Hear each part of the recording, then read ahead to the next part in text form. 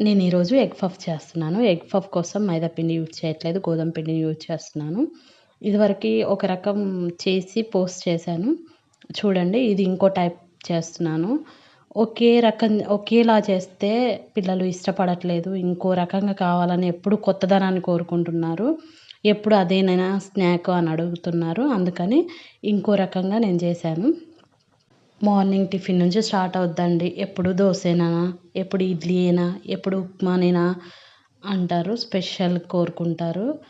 ఎప్పుడు ఏదో ఒక స్పెషల్ చేసి పెడుతూనే ఉంటాము. అయినా కూడా వాళ్ళు ఇంకా స్పెషల్స్ అడుగుతూనే ఉంటారు. మా అబ్బాయి అయితే మార్నింగ్ టిఫిన్ చేస్తూనే మళ్ళీ స్నాక్స్‌కి ఏం పెడుతున్నావమ్మా అని అడుగుతాడు.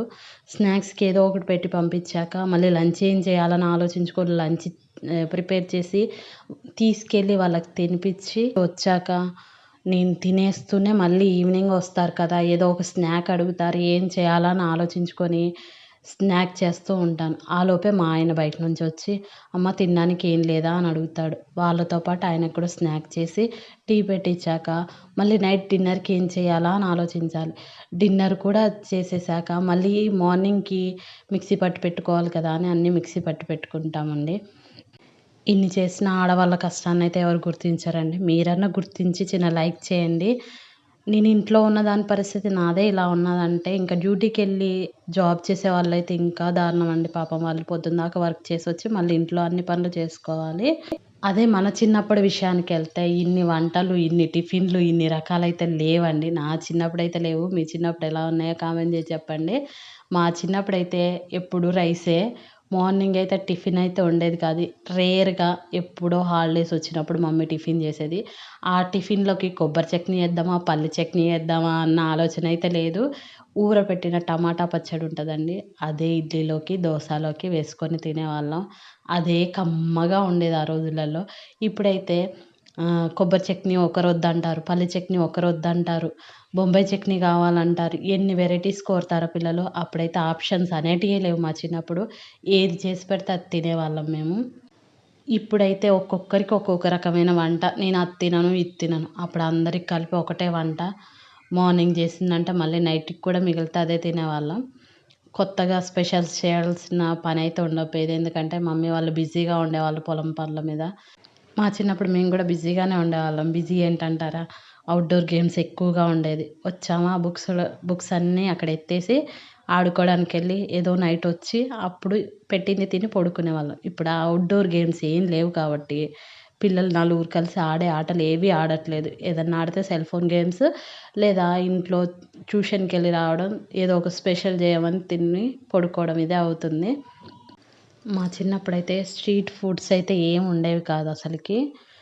ఏదన్నా చేస్తే మమ్మీ గ్యారప్పాలు గానీ, మడగప్పాలు గానీ ఏదో ఒకటి చేసి పెడితే అవి ఎప్పుడో ఒకసారి తినేవాళ్ళం. అదే హాలిడే ఉన్నప్పుడు మాత్రమే ఏదో ఒకటి తినాలి అనిపిచ్చేది. అంతేగాని స్కూలుకెళ్ళేటప్పుడైతే పొద్దున్న లేసామా, బ్యాగ్ సదురుకున్నామా, ఏదో ఒకటి తిన్నామా, ఎళ్ళిపోయామా, మళ్ళీ వచ్చామా, లంచ్ టైమ్‌లో తిన్నామా, వెళ్ళిపోయామా, మళ్ళీ ఈవినింగ్ వచ్చామా, బుక్స్ అక్కడ పడేసామా, ఆడుకున్నామా, మళ్ళీ వచ్చి తిన్నామా, పడుకున్నామా ఇదే. ఇంకా అంతకు మించి బయటికెళ్ళాలి, బయట ఏదో ఒకటి కొనుక్కొని తినాలి అలాంటిది ఏం లేదసలకి. ఇప్పుడు వీళ్ళకి స్నాక్ బెల్ అంటండి. స్నాక్స్ బెల్లులో స్నాక్స్ ఏం పెట్టావమ్మా అని అడుగుతాడు మా అబ్బాయి.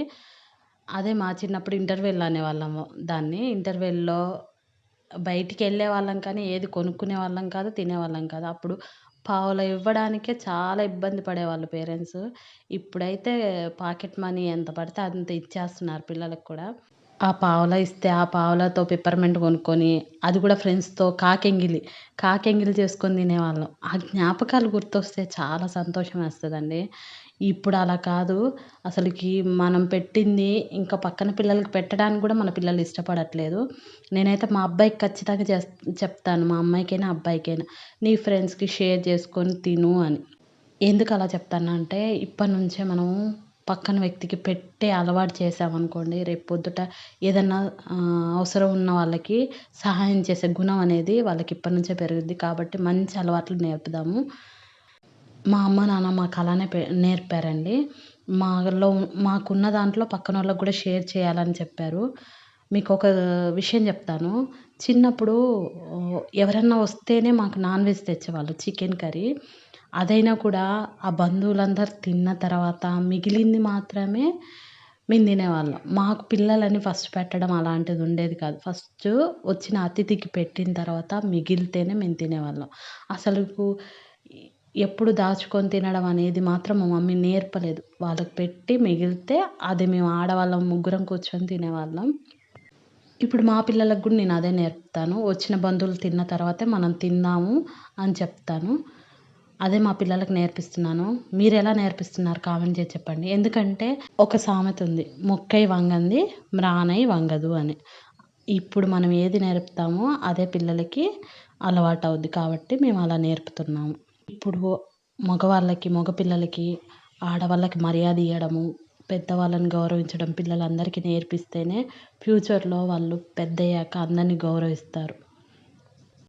అలాగే మన పిల్లలకి బయట ఫుడ్ పెట్టడం మానేద్దామండి. ఎందుకంటే చాలా న్యూస్‌లో చూస్తున్నాము. వాళ్ళు ఎలాంటి ఐటెమ్స్ యూజ్ చేసి వండుతున్నారో, దానివల్ల మన పిల్లలకి అనారోగ్యం తప్ప ఏమీ లేదు కదా! నా అభిప్రాయాలు మీకు నచ్చాయా? నచ్చితే కామెంట్ చేయండి. అలాగే ఈ వీడియో నచ్చితే మీ ఫ్రెండ్స్‌కి, మీ ఫ్యామిలీకి షేర్ చేయండి. సపోర్ట్ చేస్తున్న ప్రతి ఒక్కరికి ధన్యవాదాలు. Thank you.